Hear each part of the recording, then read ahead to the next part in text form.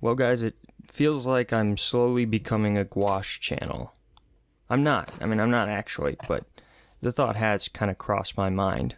I don't know, I'm just kind of having fun with this at the moment, and I think as long as I keep having fun, I'll probably keep doing it. Hello, everyone, by the way. How are you today? Hopefully good. I'm good. Just hanging out for a while, and was excited to edit. Haven't edited a thing well, it actually hasn't been that long. I've been kind of on a hot streak lately where I've just wanted to make videos, and I really want to do my YouTube channel.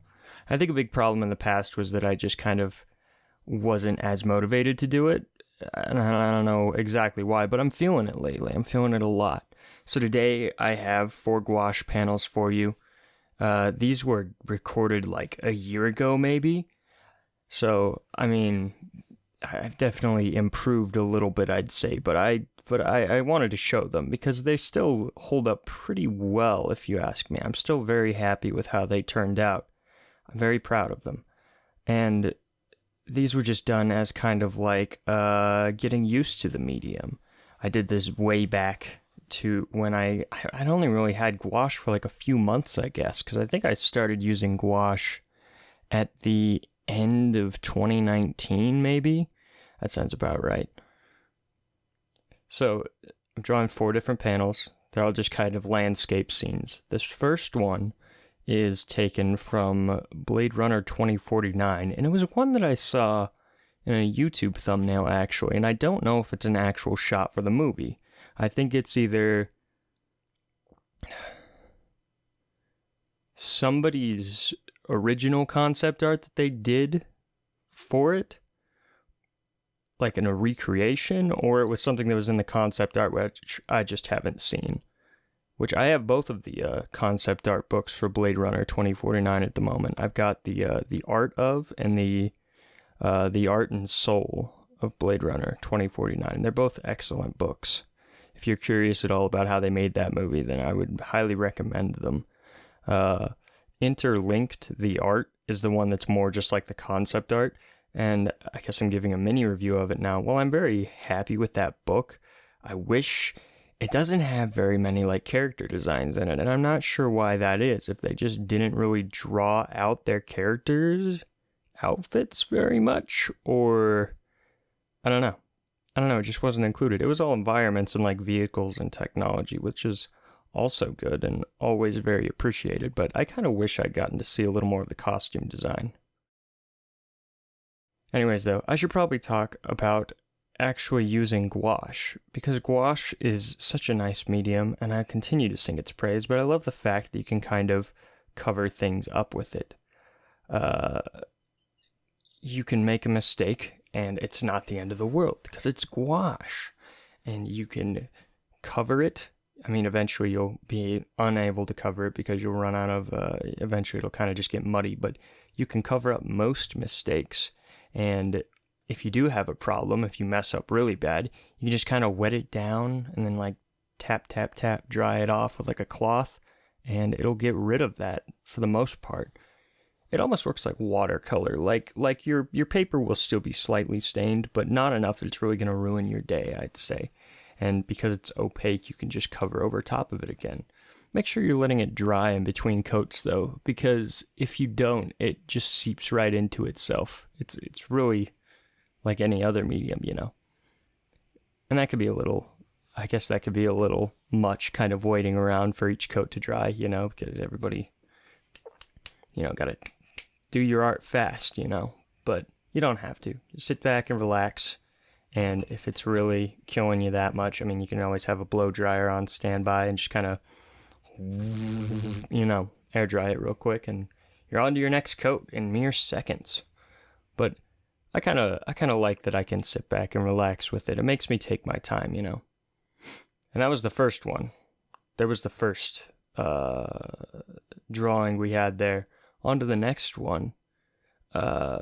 This one was also taken from a movie. This is taken from Cowboy Bebop Knocking on Heaven's Door, which is another fantastic kind of future, I wouldn't say cyberpunk, I almost said cyberpunk, not cyberpunk movie. It's future, I guess it's a little cyberpunky. I don't know. Cowboy Bebop is one of those things that's kind of a mix of everything.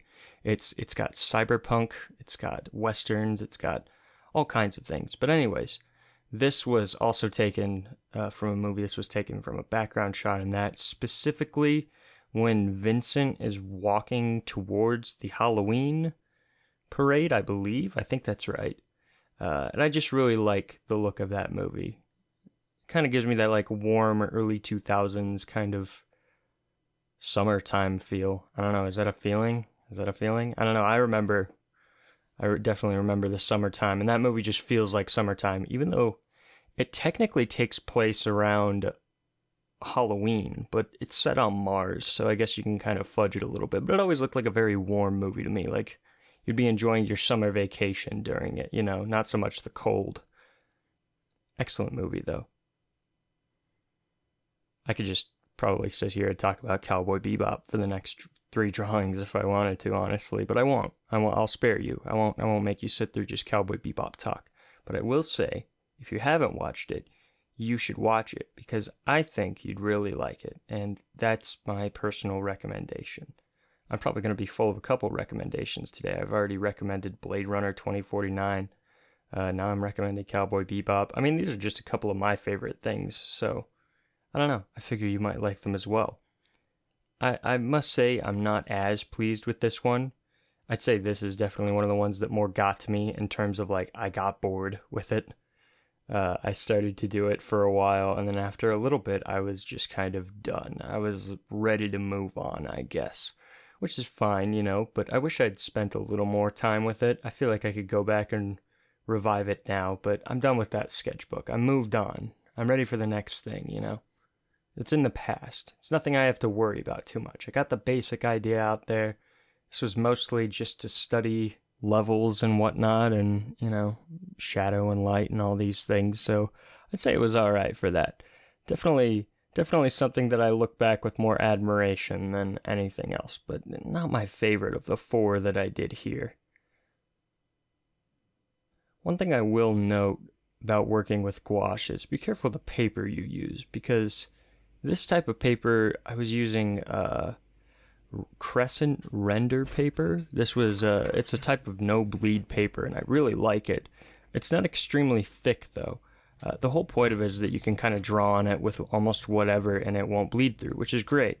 There's a couple exceptions, but it works really well for the most part. I mean, you can do like Sharpie on one side and then like paint on the other and you won't even notice.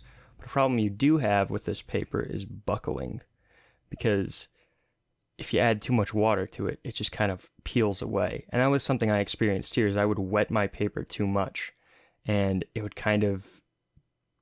like get splotchy, like gray in some areas, like as the water soaked through, and then it would start to rip up. The more you work the paper, the more it rips up and whatnot. So if you're using gouache, just know you got to be kind of easy on this type of paper. If you're using crescent render paper, you might not use crescent render paper. Maybe you're using some really nice like watercolor blocks or something, which is also good, or canvas maybe. You could use gouache on canvas, I think you could use gouache on canvas. I don't know, I should look into that. Man, I keep putting my head into the frame a lot in this. I need to watch out for that. It's kind of hard to avoid it though. I can't really get the top down without putting my head in frame. I have to really be conscious of it as I'm drawing, because I really like to lean in close to my stuff, I haven't even talked about this third one. This third one is just like a random forest that I kind of had the idea for. Loosely based on something I saw in a dream one time, but not really. I did imagine this like purple cinder lake with a forest on it, I guess, which, kind of worked its way into here, but not as much. This is more just like, I guess this is more just like fantasy based. Not my favorite that I've done, but I think it was atmospheric enough, I guess. I don't know. I like the way it turned out still. I'm very happy with the colors. I just very much like those purple and oranges. Halloween kind of a feel, But I guess the Halloween feeling is kind of dependent on which one's more dominant. It seems like if you have more orange with like purple highlights, feels more Halloween-y. If you have purple with like orange highlights, it feels kind of autumny, or I don't know, fantasy-ish, I guess. At least that's what I think when I look at stuff like that, I I guess setting also matters, and like subject and things like that. Whatever. There's no set rules. I'm tired of people. There's no set rules. I'm tired of trying to lay these things out like there are rules to it. It makes me feel a certain way, I guess. But that doesn't mean it can't make you feel some other way. I'm sure that it makes you feel something. I don't know, maybe. I hope I make you feel something. That's all I can hope for, really. Now, finally we have this fourth one, and this was the one that I was happiest with. It was almost like those first two were just kind of warm-ups, you know? Kind of something to kind of get into the groove of working with gouache again. And then these last two were just like off the top of the head trying to come up with things. And this one was based on there's some little condos kind of by where I live, like not too far away, that I was taking a walk and I saw them. And they're like these white stucco condos, but it's just in this nice little area, kind of deserty, and it had these pine trees around it, and it was just a very nice summer day. And I don't know, they just looked very pleasant. I just kind of imagined being someone living in one of these little one-bedroom condos, you know, with a weird sloped ceiling, and you can't really see it from this side, but from the other side where that slope meets the top, there was like a little window, and I think that's just like a little skylight, but it could also be like a small loft or something. It's probably not a loft just because it was like really small, but it was also a possibility, you know. So the whole thing was just kind of pleasant to me. I don't know. I'm a sucker for desert things, I guess. And as much as I like the idea of like having a house or something, sometimes it does sound nice to just have like, you know, like to have like a little one bedroom place just kind of out in the middle of nowhere, away from everyone. Not that this was out in the middle of nowhere, because it wasn't. It was just in a regular residential neighborhood, but not too far from it was kind of like this desert.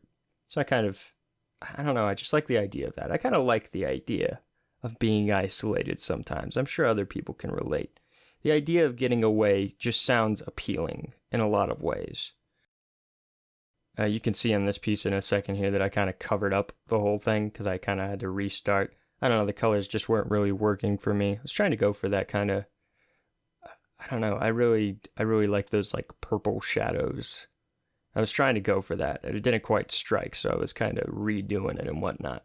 And this one I'd say I'm probably the most happy with, but also I'd like to redo it at some point. Does that make sense? I'm very content with this one in particular. It's my favorite of the bunch, but I think I'd like to try this again, probably on a bigger scale or something. I don't know when, probably won't be anytime soon, but it's something that I like to keep the idea of in the back of my mind. My foot is cramping up right now. I've had like 5 cups of water today. My foot is still cramping up. I think I need more water. Does 5 cups of water not matter if you've also had like 2 cups of coffee? Does that just counteract it? Because it might. And that probably explains my predicament pretty well, actually. I can imagine that's probably why it's not working too well. But, I mean, what do I know, you know? I don't know. Gonna have to go drink some more water now, I think. I don't know, I'll do it in a little bit here. I'm almost at the end. I'm just starting to add in the bushes, or at least from what I see on my end. I don't think I've ever told you guys how I do my videos, because I guess for a while there I didn't really want to break the magic of it or whatever. It doesn't matter. Anyways, the way I do these is I'll get the footage sped up to a pace at which I kind of like it, and then I'll watch through that footage as I'm recording the audio in another tab. And at the end of it, I kind of edit the audio down to where I like it and put it back over the footage and just kind of hope that it syncs up. And if it doesn't, I just edit the footage to be shorter or longer or whatever it might need to be, you know. That's kind of how that works. It's like a weird back and forth system. It's not like set in stone in any kind of a way. I guess this one also turned out to be a little like Mason Lindroth kind of inspired. Not as much. I love Mason Lindroth. I know I talked about him a few videos ago, but I guess that kind of deserty feeling is something that he does a lot. But I mean, I kind of liked that desert thing before I found him, so I don't know. Which came first, chicken or the egg, you know? It's not exactly like something he would do. Do you like it? I hope you like it. I almost was like, comment down below if you like it. You know, I don't have to tell you that. I don't have to tell you guys to like or subscribe or comment. If you're gonna do that, you're gonna do that. That's why I never ask you guys to do it, because I know that if you're going to do it, you're going to do it. People know how YouTube works. It's like the biggest platform on the internet. It's one of the biggest platforms to ever exist, really. So I think it's safe to say that people on YouTube know what liking and subscribing is, and that if they like your channel, they're going to like and subscribe, you know? I guess that's more one of my pet peeves than anything. It's not even a big deal. I don't care when people ask about it, but also it's like, we know. We know if we like your content. Anyways, though, that is the end of the video. It's all wrapped up there. At this end point, I wrapped it up. I wrapped it up right as Brenda came home, which I think you can hear her a little bit in the end here. So that was nice. It was good timing on that, because it meant that I gotta stop recording and take a nice long break. I think this was like 8 hours of drawing or something like that, but I don't actually remember. But I had a fun time. I hope you had a fun time too. So, I'll talk to you guys later. Until next time. Bye. But you enjoy buildings. Why do you enjoy buildings so much? I don't know, I just like they're so aesthetically pleasing, don't you think? I think so. Look at